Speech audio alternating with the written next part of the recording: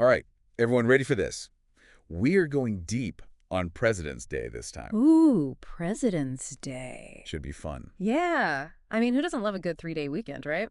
Exactly. And that's actually, part of what we're going to be talking about today. Like, is it really about the presidents? Or is it just a good excuse for a sale? Well, let's find out. We've got some great sources to dive into, some articles exploring the history of the holiday, and then, this is cool, a whole bunch of suggestions for things to do right here in NYC for President's Day weekend. Perfect combo, learn something, and then boom, go have some fun. Exactly. So, okay, let's start with the basics. I think most people kind of assume President's Day is all about, Washington and Lincoln. But our sources are pointing out that it actually started way simpler. Like way back in 1879, it was just Washington's birthday. Just Washington. Yeah. And it was only for federal offices in D.C., too. Interesting. So just a very, localized thing at first. Very much so.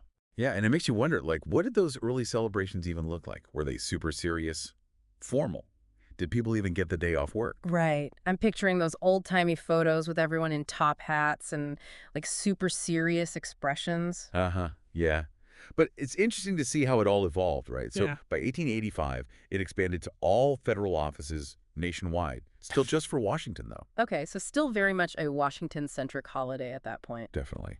And then it wasn't until the 1960s, with this thing called the Uniform Monday Holiday Act, that things really shifted. Yeah, that's when we get the 3-day weekend we all know and love. Exactly. And it's supposed to honor both Washington and Lincoln now.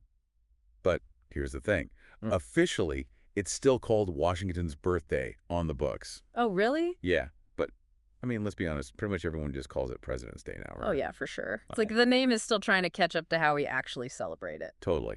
And speaking of how we celebrate, this holiday weekend has also become prime time for, shopping. Oh, yeah, the President's Day sales. Right. A bunch of our sources are mentioning, massive sales happening all over, including in New York City.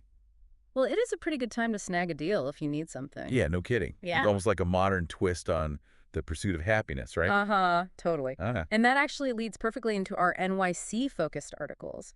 They suggest that the holiday weekend could change the feel of the city. Less crowded, maybe. Oh, interesting. Yeah, with fewer people commuting, you might be able to actually enjoy the museums and sites without feeling, totally packed in. That would be amazing. Don't get me wrong. I love the energy of the city, but sometimes... Yeah, sometimes you just need some breathing room. Exactly. And hey, who knows? Maybe some of those cool little shops around the financial district will have some, historically themed sales going on. Oh, that's an idea. Imagine finding a vintage map or a first edition biography of Washington or something. That would be awesome. Ah, talk about a President's Day well spent. Okay, but let's get into some specifics. What does this Manhattan Things to Do President's Day weekend article actually recommend? Well, they start with, the classics, the things that are available year-round, like hitting up the Met, MoMA, Guggenheim, maybe ice skating at Bryant Park or Rockefeller Center. Seeing a Broadway show, that's always a classic. Oh, yeah, those are all great options. Any of those calling your name. Honestly, the ice skating sounds pretty magical, especially with all the city lights around you. Oh, yeah, for sure. And we can't forget the amazing food, right? New York has everything, from street food to fancy Michelin star restaurant. That's true. Maybe we could even tie in the President's Day theme with the food somehow. Ooh, I like where you're going with this. What, like a Washington-themed cherry pie? Haha, exactly. Or maybe a Lincoln-inspired log cabin, but made out of pretzels. Okay, now you're just making me hungry. All right, but back to the article. What about specific President's Day events? So, sadly, the Grand Central Holiday Train Show is probably over by now, but they do have a virtual version online if you still want to see it. Ah, that's a good tip. Yeah. And our source from Manhattan Buzz says they'll be updating their website with more President's Day weekend event listings on Friday. Perfect. So everyone make sure to check back before finalizing any plans. Definitely. And hey, even if there aren't a ton of specific President's Day events happening, the holiday weekend itself can create some unique opportunities. How so? Well, think about it. Some museums or historical sites might have special hours or programming just for the holiday weekend, maybe a special tour or something. Oh, that's a great point. It's definitely worth checking their websites or giving them a call to see what's going on. Exactly. You never know what you might find. And who knows, maybe those President's Day sales extend beyond just retail. We could find some great deals at museums or historical sites. You're thinking like a true deep diver, always looking for those hidden gems. That's what we do. Okay, but before we get too carried away planning our President's Day weekend fun, I think we should probably take a closer look at the lives of the presidents themselves, right? Hmm. I mean, they are the reason for the season, after all. Absolutely. Understanding their challenges and triumphs can give us a whole new perspective on the holiday and what it really means. Ready to dig a little deeper? Let's do it. Welcome back to the deep dive, everybody. We've talked about where the holiday came from and even brainstormed some fun things to do in the city. But now, I think, it's time to talk about the men themselves, right? George Washington and Abraham Lincoln. It's easy to just think of them as like names on monuments Right. or faces on money. Yeah, or like those super serious portraits you see in history books. Exactly. But these sources really dig into the human side of things, like what their lives were actually like, the tough decisions they had to make, all the stuff they accomplished. It's pretty inspiring. For sure. And what's interesting is how different their presidencies were, yet they're both considered like pivotal figures in American history. Yeah, good point. I mean, Washington basically had to invent the job, right?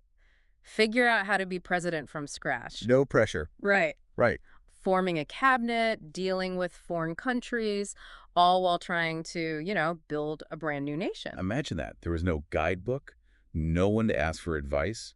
He was really setting the stage for everything that came after. And leading a country that was, let's be honest, pretty divided after the Revolutionary War. They'd just won independence, but figuring out how to actually function as a unified country was a whole other challenge. Absolutely. And Yeah. that's where his leadership really comes in, right? Right. He wasn't just a military leader, he was a unifier, bringing people together from all these different backgrounds with different beliefs, different hopes for the future of this new country. Yeah. Talk about a tough job. Seriously. I mean, he was dealing with like establishing a national bank, figuring out how much power the states should have versus the federal government, Mhm. navigating tricky situations with other countries, all while trying to, make sure this whole democracy experiment actually worked. Wow. Yeah, it's no wonder he's called the father of his country. For real.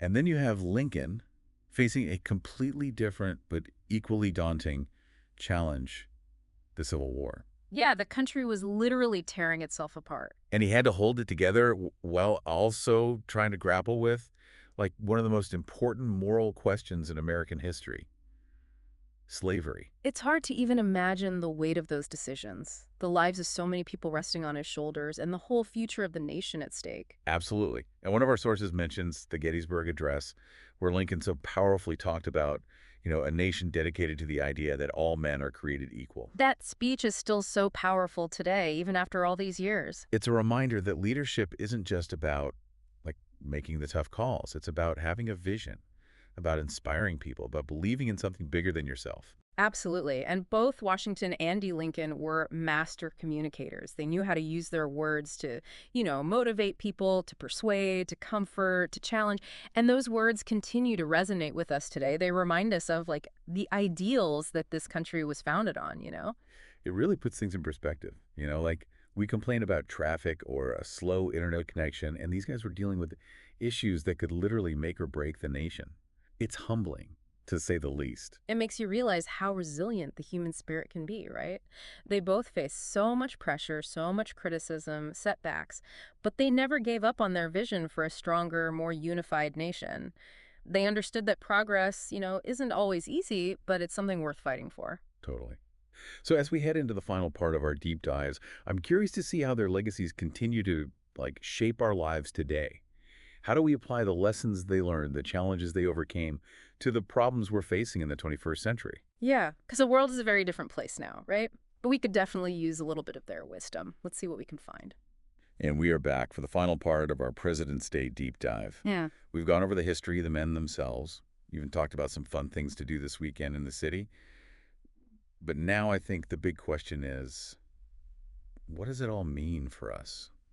Like, what can we actually take away from all this? Right, because it's easy to get caught up in the sales and the 3-day weekend and all that. But at its core, President's Day is about, ideals like freedom, equality, justice, all that good stuff. Right. And our sources make it pretty clear that those ideals aren't just like handed down to us. We have to work for them, Hmm. protect them, especially in a world that's so different from like Washington and Lincoln's time. Definitely. I mean, think about it. Globalization, technology, climate change. It's a lot. It really Yeah. is. So it's almost like they've passed the torch to us, Like, okay, we did our part. Now it's your turn to keep this whole thing going. Haha. Yeah.